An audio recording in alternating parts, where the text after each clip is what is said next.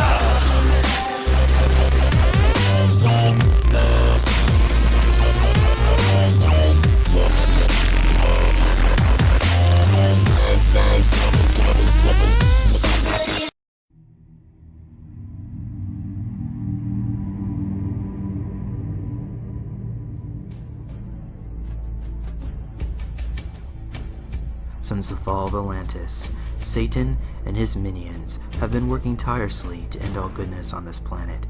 But God and the Brotherhood of Light have put together their own plan to defeat the dark side. Throughout history, many prophets have come forth to speak of the coming golden age of humanity. This truth was made known only to fall silent on the deaf ears of the ignorant masses, but change is on the horizon. By the time of the Renaissance, humanity had begun to rise from its slumber. Slowly, mysticism and superstition began to be replaced with science and logic. It is here 400 years ago, at the height of Tudor England, where this story begins.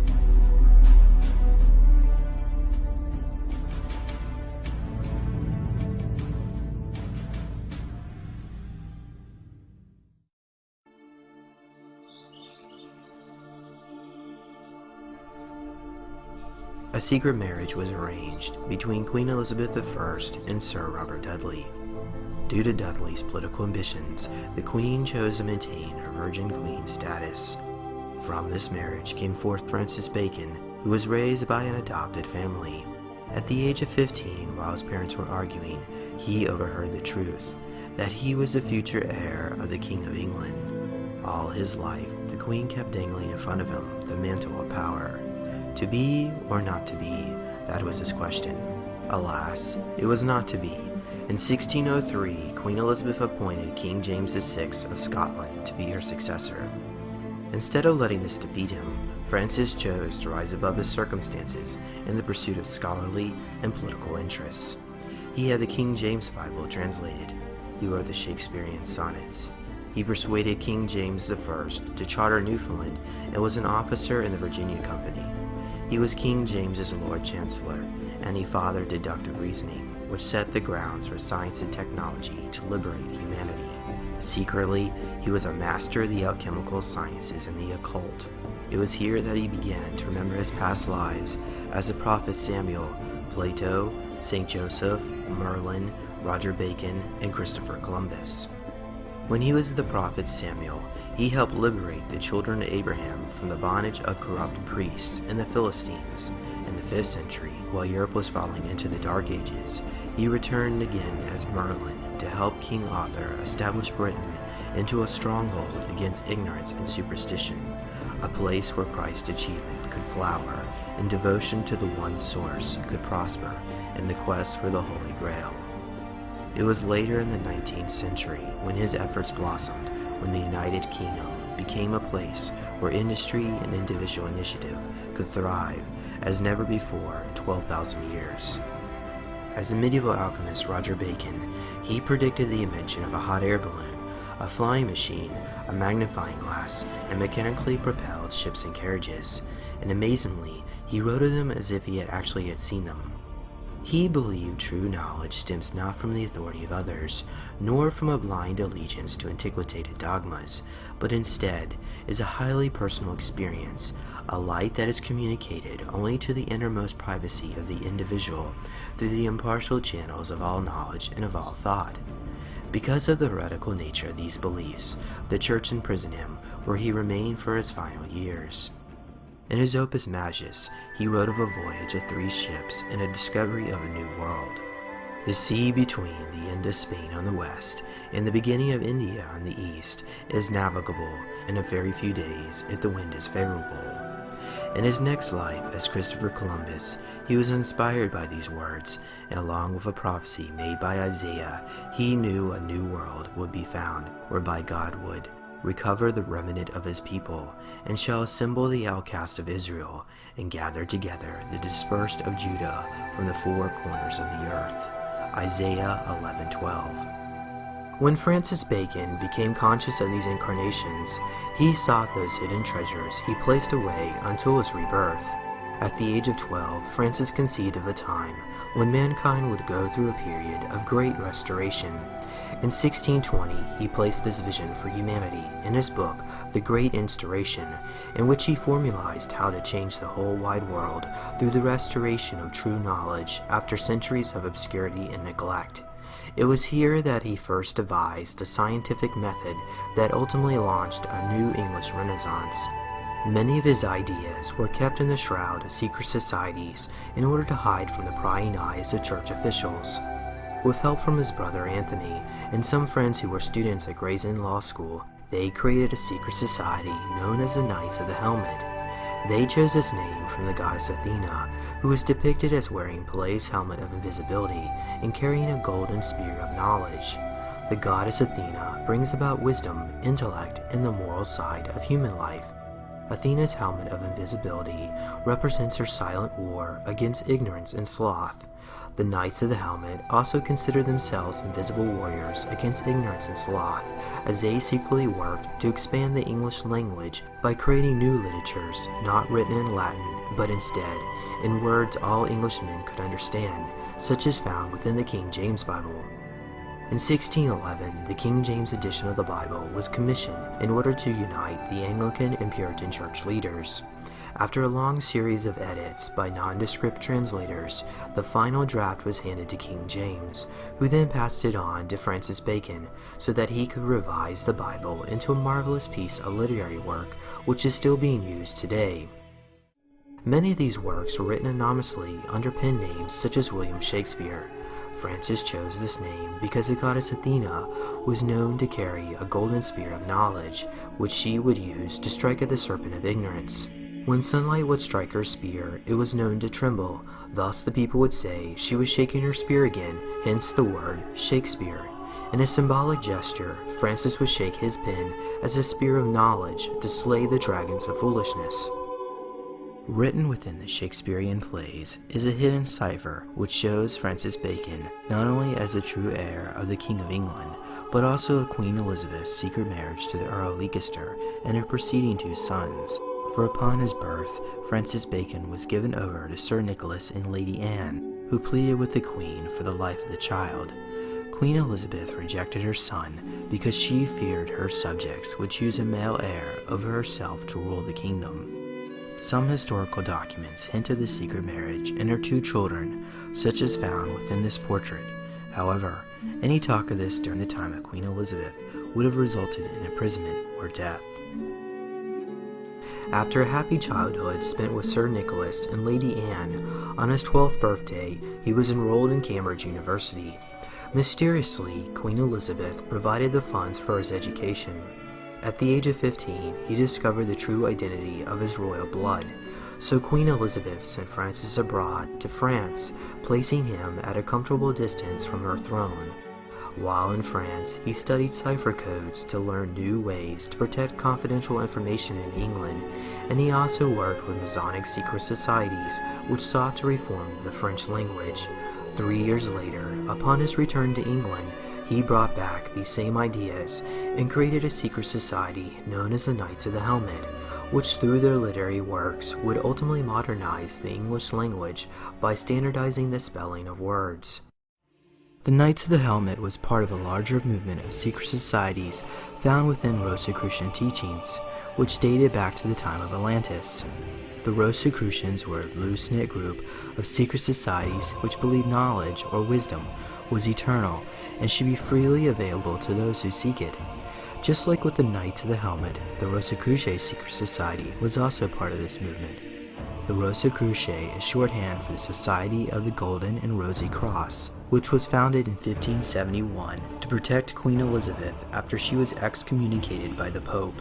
And secretly, they sought to bring about universal enlightenment through the use of the alchemical process. The golden cross symbolized the transmutation of the base elements into spiritual light. The red cross symbolized the herald color of the metal gold. These colors were often associated with St. George and Archangel Michael.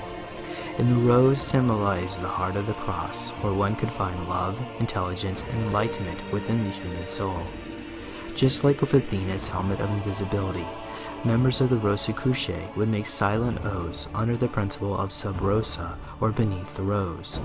They believed it was best to be discreet and conceal some things, while revealing others, in order to create a treasure trail to those who seek truth. And as Athena would shake her spear at the snakes of ignorance, so could St. George shake his spear at the dragons of vice. Members of these societies understood that if an individual could be a powerful force of change, so could they, in larger numbers, slay the dragons of the world. It was here, as a member of the Rosicrucian secret society, that Francis Bacon became inspired to write his famous Great Instauration, which would restore paradise on earth through knowledge and virtue. In addition to the Rosicrucian and the Knights of the Helmet secret societies was the Freemason secret society, whose members passed down the secrets of building the massive cathedrals and castles of Europe. After the death of Queen Elizabeth in 1603, King James succeeded to the throne. During his reign, Francis was promoted to Viscount St. Albans and Lord Chancellor, which was the highest positions of power one could obtain in that era other than the king himself. He was given the task to reform Freemasonry, which in late Elizabethan England was more of a social clique for the elite. He sought to change operative Freemasonry of the medieval stone guilds into speculative Freemasonry, that is, a fraternal order of philosophers that would create the world as God made it and not as men or the church made it, a place where religious and political strife could be placed aside under its three great Masonic principles of brotherly love, relief for the poor, and seekers of truth. He then redrafted the 9 degrees of the Knights of Templar into 33 degrees, which became the basis of modern-day Freemasonry. Many of these initiations were based on Christian ethics, with a focus on the realization of one's own inner Christ consciousness. Francis chose 33 initiations of Freemasonry from a simple Elizabethan cipher, which equaled to the numerical value of his signature. By assigning a number for each letter of the alphabet, the name Bacon equals to 33. Continuing his mission that he first begun as Christopher Columbus, he persuaded King James to sign the Virginia Charter, which began the colonization of the New World, with England's first permanent colony at Jamestown. Here his Masonic teachings of inner divine potential, freedom, and enlightenment spread, which later resulted in the creation of the United States of America under its Masonic founding fathers. In his book, The New Atlantis, he foretold of a Pacific island where science prevailed over ignorance and superstition. This island had no rulers, but instead a learned council of men who had proven themselves through scientific achievement. He envisioned a new world as this New Atlantis, a place where freedom and peace would reign under a Masonic order without despotic rulers trying to control their fellow man. A place where the heritage of the House of Solomon could once again prosper under a golden age culture of science and logic. By 1620, his literary fame and political success had begun to spread, which created much jealousy amongst his fellow members of Parliament. Eventually, they accused him of corruption, which was later proven unjust. After falling from public grace, he continued his work, secretly reforming the Rosicrucian mystery schools and Masonic fraternities. His motto of "One lives best by the hidden life" describes him perfectly, as his efforts continue to secretly influence humanity. Francis once said, "The great end of life is not knowledge but action." True to his word, in 1626 he faked his own philosopher's death and attended his funeral in disguise, with another body in the coffin. He then traveled to the Rákóczi mansion in the Carpathian Mountain region of Transylvania, which is now located in modern-day Romania. Here, during the reign of Phrenic Rákóczi I, he continued his studies of alchemy, preparing him for his physical ascension under the watchful eye of Master R, who worked with the great divine director. After making 2 million right decisions, spanning hundreds of thousands of years of incarnations, he was granted ascension. The highest form of alchemy is not the transmutation of the base elements into gold, but instead the transmutation of the soul into oneness with the Creator. On May 1st, 1684, he finally mastered these secrets and ascended into the 14th dimension, transmuting his mortal body into an immortal angel, conquering death itself. After the ascension process occurs, normally a soul would choose to move on to serve in higher dimensions. However, Francis chose to join the Great White Brotherhood of Light, who are souls that have vowed to stick with the earth until the day all humanity could ascend. These so-called ascended masters rarely interact with humanity, but Francis chose a different path. He wanted to return back in a human body to teach others how to overcome the laws of the physical universe and to help usher in the coming golden age of humanity. His karmic board granted his request, and he materialized a new body as the Count de Saint-Germain, or the Count of Saint-Germain. He chose his name from the Latin word Sanctus Germanus, meaning Holy Brother. The Count was known as the Wonder Man of Europe, as he would amaze nobility and royalty alike, many of which commented on his elaborate shoes studded with $40,000 diamonds and pearls. Amazingly, he was able to turn rocks into diamonds and remove any flaws. He could write 2 poems with both hands at the same time. He could read a book by waving his hand over it. He spoke every language, traveled by thought, and worked for peace. He was an accomplished pianist, singer, and violinist. Those who have known him said he played the violin equal to, or even surpassing, the greatest virtuosos of that period. And Saint Germain even remarked that he had reached the extreme limit possible for his talent. He was also known for his artwork and alchemy. He taught Franz Mesmer his fundamental ideas on personal magnetism and hypnosis, and he initiated Cagliostro into the Masonic order. And with his elixir of life and positive thinking, he never aged at all. According to Germain, it is the activity of our nerves, the flame of our desire, the acid of our fears which daily consume our organism. He who succeeds in raising himself above his emotions and suppressing in himself anger and the fear of illness is capable of overcoming the attrition of the years and attaining an age at least double that at which men now die of old age. He served as a counselor to kings and princes. He fought against deceptive ministers, and he handed the torch of wisdom to Masons and Rosicrucians alike. Prince Karl von Hesse described him as one of the greatest philosophers who ever lived, the friend of humanity, whose heart was concerned only with the happiness of others. He worked closely with royalty to help usher in the United States of Europe. But these plans came to an end when Napoleon saw power for his own demise. Despite this failure, he was instrumental in the creation of the United States of America, which he knew would usher in a golden age which would last forever. After Saint Germain ascended, he remained in Transylvania, but details of this period of his life remain in the cloak of the shroud of mystery.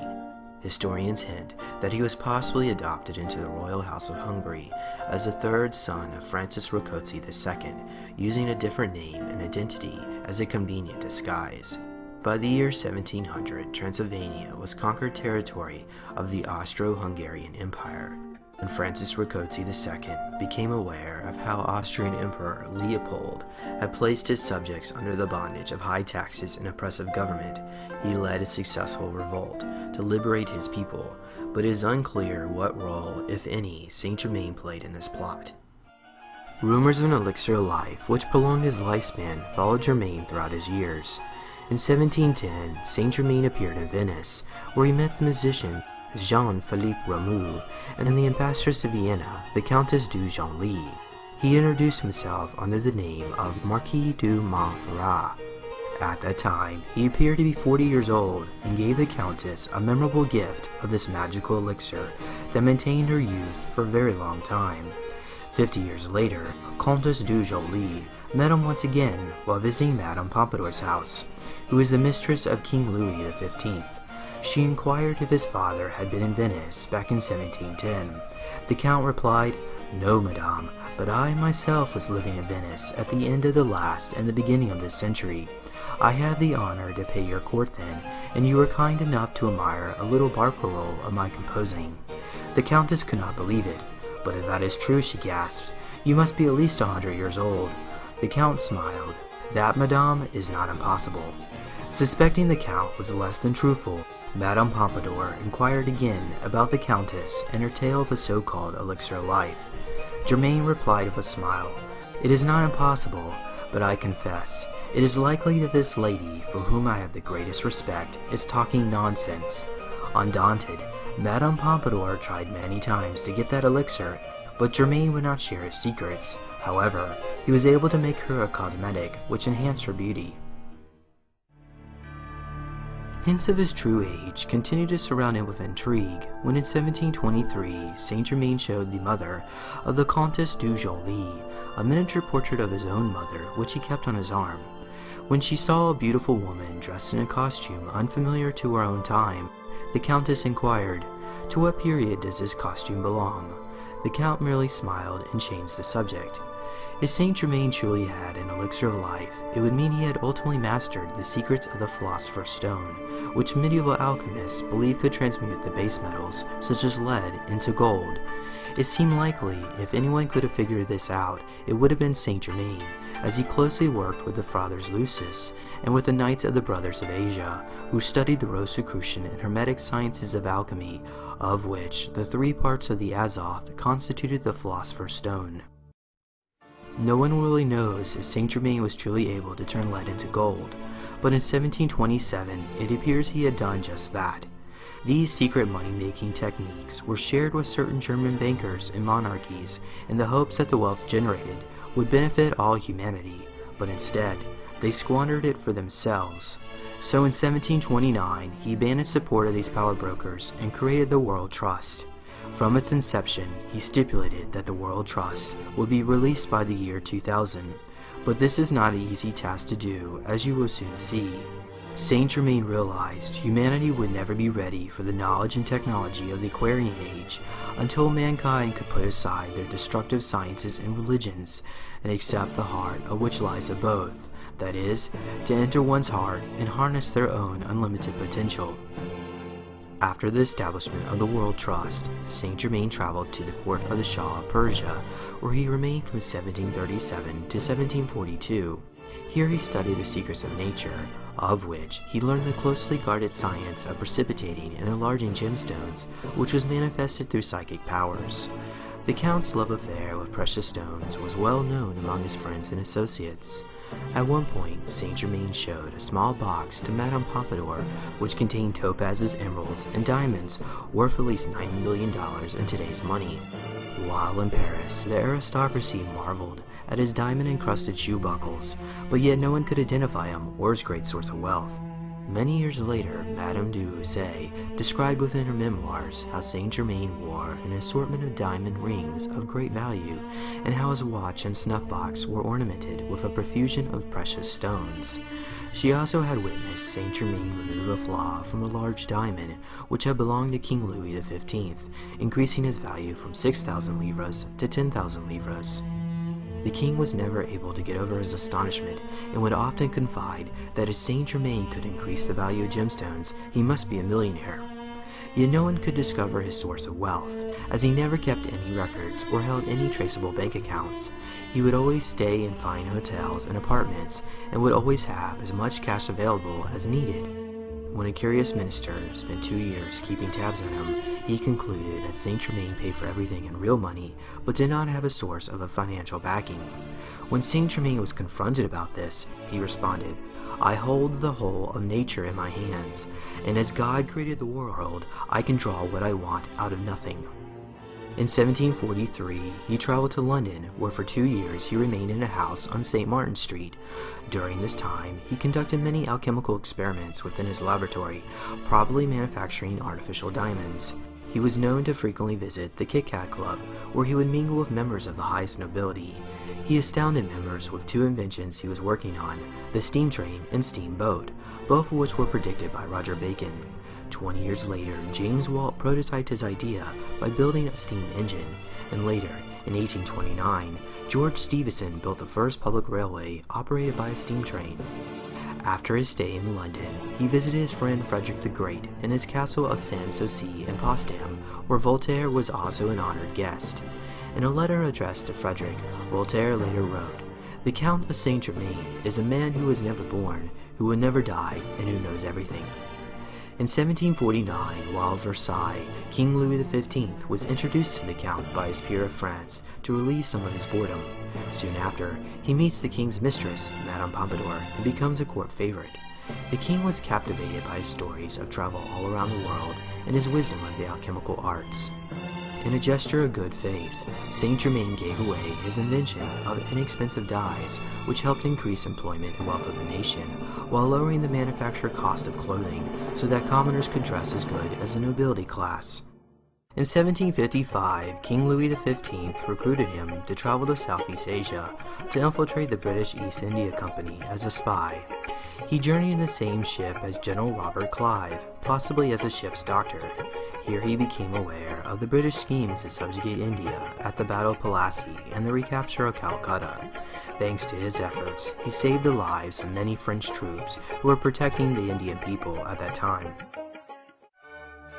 When he returned to Europe in 1758, King Louis XV granted him a royal favor for his work in India with a suite of rooms at the Royal Chateau of Chambord in Touraine to continue his experiments of alchemy that King Louis XV sometimes participated in. In a letter written in 1773, Graf Karl Kompenzel of Brussels commented about these alchemical experiments, of which the most important were the transmutation of iron into a metal as beautiful as gold. In 1762, he traveled to Russia in a secret plot which put Catherine the Great on the throne. Then in 1774, he returned back to France to deliver a message to the now crowned Louis XVI and Marie Antoinette. Saint Germain delivered a warning of an approaching conspiracy that would soon occur within the next 15 years, which would create a bloodthirsty republic whose scepter would be the executioner's knife. Sadly, this warning went unheeded, and among the final entries within Marie Antoinette's diary, she recorded her regret at ignoring the Count's advice. Between 1774 and 1784, the Count spent his time traveling throughout Germany and Austria, petitioning the monarchies to work together to avert the French Revolution and to create a United States of Europe. Though the monarchies enjoyed being entertained by Saint Germain's marvelous alchemical experiments, neither they nor their jealous ministers wished to relinquish their power to a unified Europe. With his plans in Europe crumbling apart, he then turned his eyes to the now prosperous New World, because he knew America would play a key role in raising people's consciousness into the Golden Age. On a steamy July 4th, 1776, the most influential leaders of the American colonies were locked in Independence Hall, debating whether they should risk a traitor's death by signing the Declaration of Independence. Even though the doors were locked, Saint Germain appeared in the balcony and delivered a fiery speech, calling forth the Founding Fathers to sign that document. He continued, "The words of the Declaration will live in the world long after our bones are dust. To the mechanic they will speak hope. To the slave in the mines, freedom. But to the coward kings, these words will speak tones of warning they cannot choose but hear. Sign that parchment, sign! If the next moment the gibbet's rope is about your neck, sign! By all hopes, in life and death, as men, as husbands, as fathers, brothers, or be accursed forever, sign! Not only for yourselves, but for all ages, for that parchment will be the textbook of freedom, the Bible of the rights of man forever. I would beg you to sign that parchment for the sake of those millions whose very breath is now hushed in a tense expectation as they look up to you for the awful words, 'You are free.'" Unafraid of the repercussions by King George III, these brave men boldly rushed forward and signed their names. So inspired by this speech, John Hancock signed his name in large bold letters so that the king would be able to read it without his spectacles. During the Revolutionary War, Saint Germain was also instrumental in persuading King Louis XVI to appoint the French general Rochambeau over 6,000 troops to serve in George Washington's Continental Army. Historians now agree that this assistance played a critical role in a decisive victory for the American forces. The signing of the Declaration of Independence eventually led way to the liberation of the American colonies into a more perfect union, a place where the virtues of righteousness and freedom could reign under the banner of the United States of America. But trouble was now brewing in Europe. Not only were his plans for a United States of Europe crumbling apart, so too was his Masonic secret society, which had now been infiltrated by the satanic faction of the Bavarian Lodge of Freemasonry, who under the helm of a Jewish Rothschild agent, Adam Weishaupt, began to rewrite Masonic initiations based on Luciferic teachings of the Talmud, in which enlightenment would be attained through the worship of Lucifer as the ultimate light-bearer. They now dubbed themselves the Illuminati and sought to divide the Goyim, or the non-Jews, through political, social, economic, or religious means. The Rothschilds planned to use the Illuminati and Freemasonry to destroy the masses so that they could take over the world, and to steal all the people's gold so it could be returned to King Solomon's temple in Jerusalem. This is why the Rothschilds financed the creation of Israel and why they are considered its patron saint. This was in direct opposition to Saint Germain's version of Freemasonry, in which he envisioned universal enlightenment of one's own inner divine potential would spread to a small group of initiates and then in turn to other initiates in a vast spiral of spiritual radiation to all humanity. But much to Saint Germain's horror, these dark teachings began to spread like a blight within the Masonic lodges.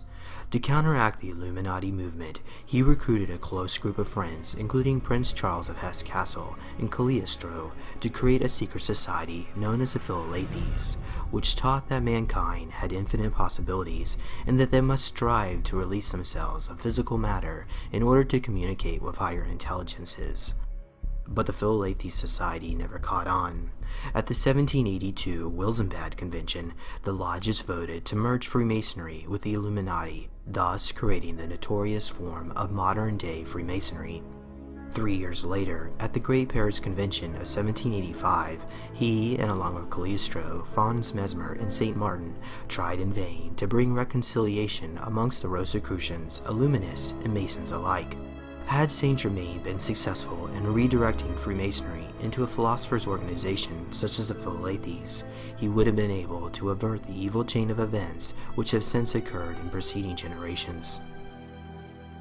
After the convention of 1785, Saint Germain fell into disgrace. This time, the Jesuits had falsely accused him of immorality, conspiracy to create anarchy, and infidelity. As a result, he played an increasingly diminished role within the very society he had founded nearly 200 years prior. Soon after 1785, the Masonic lodges began to systematically erase all traces of Saint Germain from their order, but with one blazing exception. The letter G, which symbolizes the word Germain, can still be found between the Masonic square and compass. Despite Freemasonry's attempts to erase all traces of Saint Germain from their order, his vision presses on. Humanity will be set free from its shackles of slavery and death. After the Masonic schism, Saint Germain worked with his close friend, Prince Charles of Hesse-Kassel in Schleswig, Germany, where they would conduct experiments in alchemy. Growing weary of his failed efforts in Europe, Saint Germain sought to remove attention from himself in a more private life. So on February 27, 1784, Saint Germain once again faked his own death. After his funeral, the behavior of Prince Charles became uncommunicative, and he would often change the subject if anyone spoke of the Count. Those who knew the prince closely became convinced that not only was the Count still alive, but it appeared the prince was an accomplice to Saint Germain's pretend death. Most historians believe that the Count had now died at this point. However, he resurfaced once again in order to block the attempts of the Illuminati from toppling the French monarchy. In the 18th century, the Rothschild family had managed to become fabulously wealthy by loaning money to the monarchies, but now they desired to open up new markets. They wanted to capture the other 97% of the population who were not royalty, to create a new class of consumers which could then be enslaved with debt. So they recruited Adam Weishaupt to provide Maximilien Robespierre their plans for a French Revolution. Early one Sunday morning in 1788, Saint Germain visited the Comtesse de Damas, who was one of Marie Antoinette's ladies-in-waiting. He requested an audience with the Queen to discuss ways to avert the French Revolution. When she arrived, the Count told her, "Madame, for 20 years I was on intimate terms with the late King, who deigned to listen to me with kindness. He made use of my poor abilities on several occasions, and I do not think he regretted giving me his confidence." The Count then informed her of a plot by the Encyclopedists and the Duc de Chartreux to overthrow the monarchy. He instructed her to inform the King of this coming conspiracy and requested that the King would not consult with his chief advisor, the Count du Maurepas. But the King ignored his warning and immediately consulted with the Count. And in the midst of the conversation, Saint Germain appeared to confront the Count du Maurepas with his plans to commit treachery, and said to him, "In opposing yourself to my seeing the monarch, you are losing the monarchy, for I have but a limited time to give to France. This time over, I shall not be seen here again until after 3 successive generations have gone down to the grave." The second warning from Saint Germain came on July 14, 1789, after the Queen said farewell to the Duchesse de Polignac. She opened a letter and read, "My words have fallen on your ears in vain, and you have reached the period of which I informed you. All the Polignacs and their friends are doomed to death. The Count d'Artois will perish." On October 5, 1789, Comtesse de Damas received Saint Germain's farewell letter, in which he wrote, "All is lost, Countess. The sun is the last which was set on the monarchy. Tomorrow it will exist no more. My advice has been scorned, now it is too late." He then asked the Countess to meet him early the next morning, at which she was informed that the time when he could help France had now passed. He continued, "I can do nothing now. My hands are tied by one stronger than myself. The hour of repose is past, and the decrees of Providence must be fulfilled. He then foretold of the death of the Queen, the complete ruin of the House of Bourbon, and the rise of Napoleon. 100 years after his ascension, Saint Germain had brought much enlightenment to the royal courts of Europe, and thanks to his efforts, the creation of the United States of America. Because of this service to humanity, the Great White Brotherhood of Light granted him the office of the Shohan of the Seventh Ray. According to occult philosophy, the seven rays are seven metaphysical principles that govern both individuals and 2,158-year astrological cycles. Our current astrological age of Pisces is dominated by religion and superstitions. Soon, this will be replaced with the age of Aquarius, which will bring about knowledge and wisdom. As director of the Shohan of the Seventh Ray, Saint Germain is responsible for transmuting the old energies of the past in order to bring about the Christ consciousness of the coming golden age of Aquarius. This is why Saint Germain is sometimes referred to as the Cosmic Master of the Age of Aquarius. After he became a Cosmic Master, Saint Germain was not permitted to work with any more individuals, with the exception of Napoleon, whom he backed and trained. But when Napoleon misused his power for his own demise, Saint Germain withdrew his support. At the end of the 18th century, his efforts to unify Europe now lied in ruins. While the Rothschilds continued to engulf the masses in their costly wars, the satanic cult of the Illuminati was now rotting out all the Masonic lodges. There was little else he could do but wait for a better time in which humanity would be more receptive to the ideas of a golden age. So he took a break from European politics and settled into bed. In 1790, Saint Germain confided his future plans with his Austrian friend Franz Graffer, saying, "Tomorrow night I am off. I am much needed in Constantinople, then in England, there to prepare two new inventions which you will have in the next century, trains and steamboats. Towards the end of this century, I shall disappear out of Europe and betake myself to the region of the Himalayas. I will rest. I must rest. Exactly in 85 years will people again set eyes on me. Farewell." While in Tibet, Saint Germain studied under the Trans-Himalayan Brotherhood as a Shabalan master, who were exalted teachers known to possess wonderful powers. Little else is known of this period, but it is likely he could have traveled into the inner earth tunnels of Shambhala to study with other ascended masters. True to his promise, 85 years later, Saint Germain returned to Europe with a new goal in mind. In 1875, Saint Germain convinced the royal families and nations under colonial rule to merge their assets into one account known as the Combined International Collateral Accounts of the Global Debt Facility. They agreed to do this because they wanted to wait for the right time to release these funds so that it could benefit all the world's people. Only kings or queens, presidents, prime ministers, and in some cases ministers of finance are granted access to these accounts. The collateral accounts contain a minimum of 20 million metric tons of gold, thousands of tons of platinum and silver, and thousands of boxes of precious gems, sovereign certificates, which are collateralized by other mineral wealth, including oil, copper, uranium, and nickel. Plus, there are works of art, sovereign monarch treasures, and ancient treasures, including Aztec, Egyptian, and King Solomon's gold. Saint Germain placed the collateral accounts within the newly created Foundation Divine, which also contains the World Trust created back in 1729. After 250 years of compound interest, the World Trust has now mushroomed into a net worth in excess of $1 quadrillion, or a 1 with 45 zeros. Enough money to buy a gold cube the size of the orbit of Saturn. So astronomical, most people would not even believe it. These figures may appear to be far-fetched, considering the world GDP is $55 trillion annually. However, governments maintain two sets of accounting books, one which is displayed to the public, which contains official data issued by the government, and another secretive version, which is used between sovereign entities. It is this secretive ledger which contains both the collateral accounts and Saint Germain's World Trust. Some of this wealth is stored in different dimensions, but much of it is stored under international treaty custodianship rules within the world's major banking houses. In the case of the collateral accounts, they are held within the institutional parent administration account of the Federal Reserve under the control of the Bank of International Settlements, and in turn, Foundation Divine.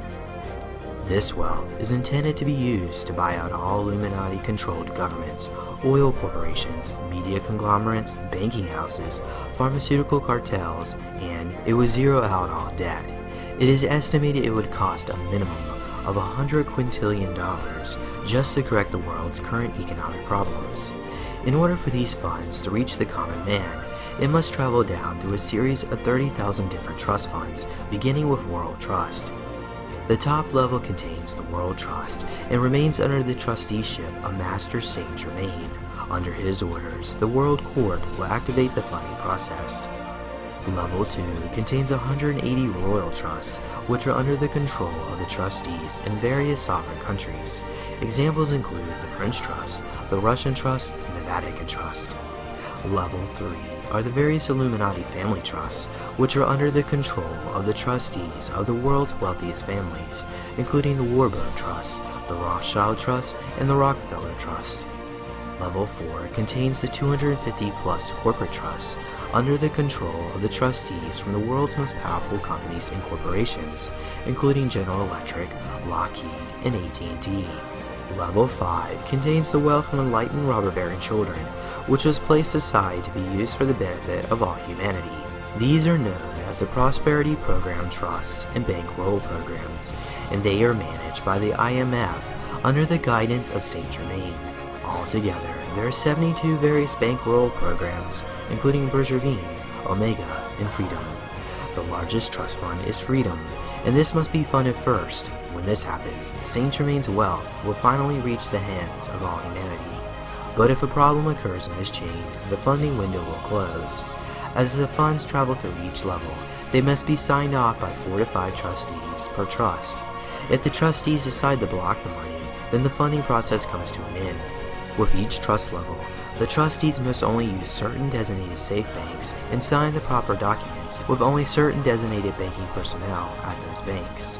Should this process be activated and then stalled by deceitful bankers or trustees, or if the deadline for funding certain trusts is not met in a timely manner, then the funding window will close. But this is the problem. Members of the Bush and Clinton families have been blocking the release of these funds because they are overseeing many of the trusts as trustees. After World War II, from 1945 to 1995, the assets in the collateral accounts were managed by the Triennium Trilateral Tripartite Commission, representing the United States of America, the United Kingdom, and France. This commission selected the dollar as an international reserve currency and gave the CIA legal responsibility to protect the collateral assets. Nations which did not want a permanent CIA presence on their soil will be allowed to subcontract the protection under the same terms and conditions of the treaties. Extensions of this agreement were expanded through international treaties, some of which are still classified as top secret. With the CIA now in charge of protecting these assets, it didn't take long before problems arrived. Sadly, certain rogue elements within the CIA and the Bush family have managed to steal over $200 trillion from the collateral accounts, stored in places like the Philippines, Thailand, and Russia.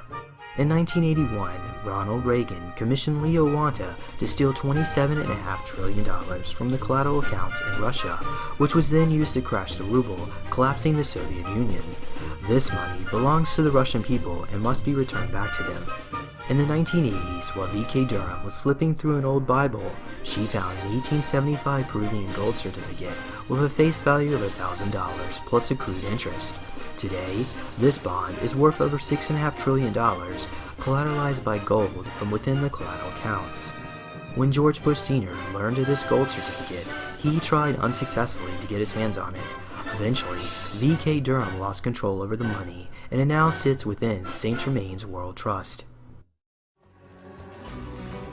Instead of hiding this wealth somewhere in the United States like Fort Knox, they chose to stash this loot for their own personal benefit in all places, a CIA-controlled depository in Montevideo, Uruguay.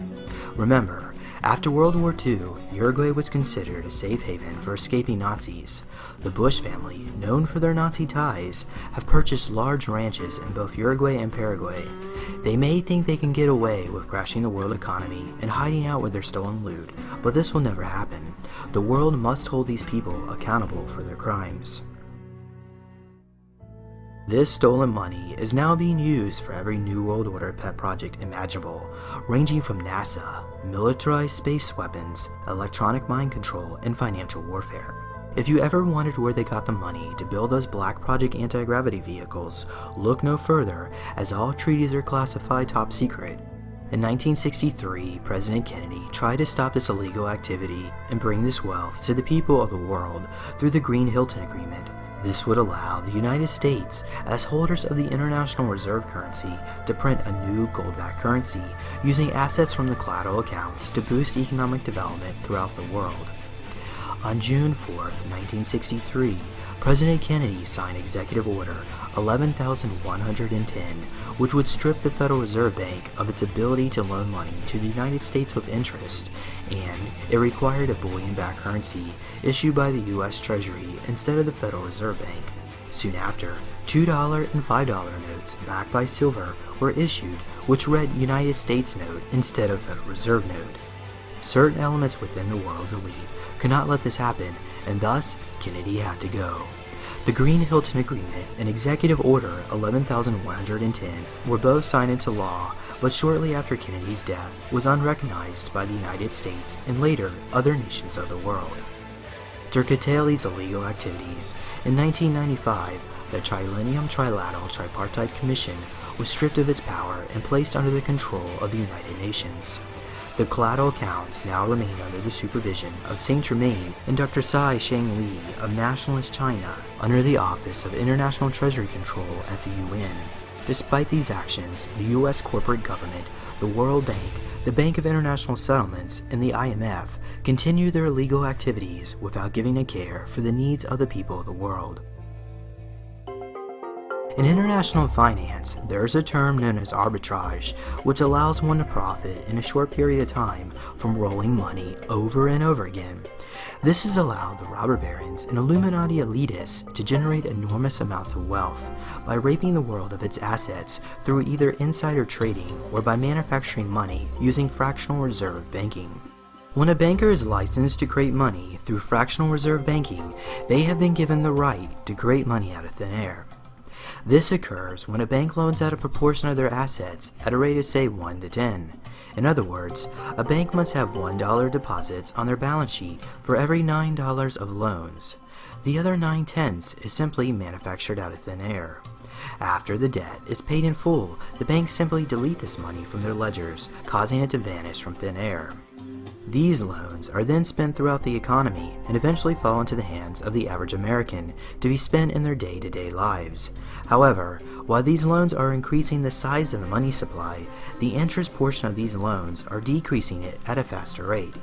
This is because banks do not issue enough money into the money supply to cover the interest payments of these loans. Therefore, more and more debt has to be issued to continue financing the ever-growing interest debt bubble. Eventually, everyone but the parasitic bankers will run out of money, allowing them to foreclose on the entire world. While the masses were enslaved under fractional reserve banking, the elites were profiting handsomely. By using the power of leverage, a bank could bring in a 63% annual profit margin, assuming a conservative lending ratio of 1 to 10 and an interest rate of 7%. In this example, a bank has $10 million of deposits and $90 million of loans. At an interest rate of 7%, this $90 million loan portfolio would rake in $6.3 million of profit annually. A $6.3 million profit margin doesn't sound so bad considering the original investment was only $10 million. However, this crude example does not account for the carry trade or fancy derivatives, which could easily enhance the banker's profits in excess of 300% annually. Wealthy investors are able to tap in these profits by investing in bank trades, which are conducted on a monthly basis. At the end of each month, money is then rolled again, thus giving the name of the bank roll programs. The prosperity funds, which originated from confiscated accounts taken from the Federal Reserve, were also placed into these bank roll programs, but more about this later. Today, there are at least 72 bank roll programs, including Bergevin, Savage, SBC Charcoal, ITI, Morgan, Hong Kong, Omega, and Freedom. They are maintained and audited by Price Waterhouse, the IMF, and the Treasury of the Republic of the United States, and are deposited in IMF-controlled offshore banks. The reason you may never heard of these secretive trading programs is because investors are required to have a minimum of $100 million or more just to make a trade. Any inquiries about these programs are deflected, and attention is instead focused on the warnings issued by government agencies about fake programs. When combined with numerous prosecutions of fraudulent high-yield investment transactions that occur each year, the public is led to believe that these programs do not exist. Around the turn of the century, some of the wealthy robber baron children placed aside a small amount of their family's money into these programs to be used for the benefit of all the people in the world. These wealthy investors are known as wealthy visionaries or white knights. In the early 1990s, they invited a few wealthy multiple-level marketers to open up an accumulator account at the IMF, allowing them to make a bank trade within the bank roll programs with less money. But this was a big mistake, and soon word of these programs began to spread, allowing any investor to invest in these bank roll programs with as little as $100. These small amounts were handled by trustees who collected the money and kept records and combined the small investments into a larger amount, such as $1 million, that was required to enter a roll. These accumulator accounts were eventually closed to new investors in the 1990s. However, the original investors are still waiting to be paid because payment can only be made with a gold-backed currency. Otherwise, the Federal Reserve bankers would just steal the money under the current fiat credit system. The bankers, angry that the bankroll programs were found out by the people, fought long and hard to stop the programs from funding. Even though thousands of people had invested money and a great deal of wealth was generated, little, if anything, was ever paid back to the investors. Corruption, greed, and murder became widespread among the bankers, government, and even some trustees who stole the money for themselves. Program managers were lied to, bribed, and many were hauled into court under false pretense, such as trustees Clyde Hood and Mike Kadowski. Some investors were offered their money back, but most refused to accept payment because they did not trust the government.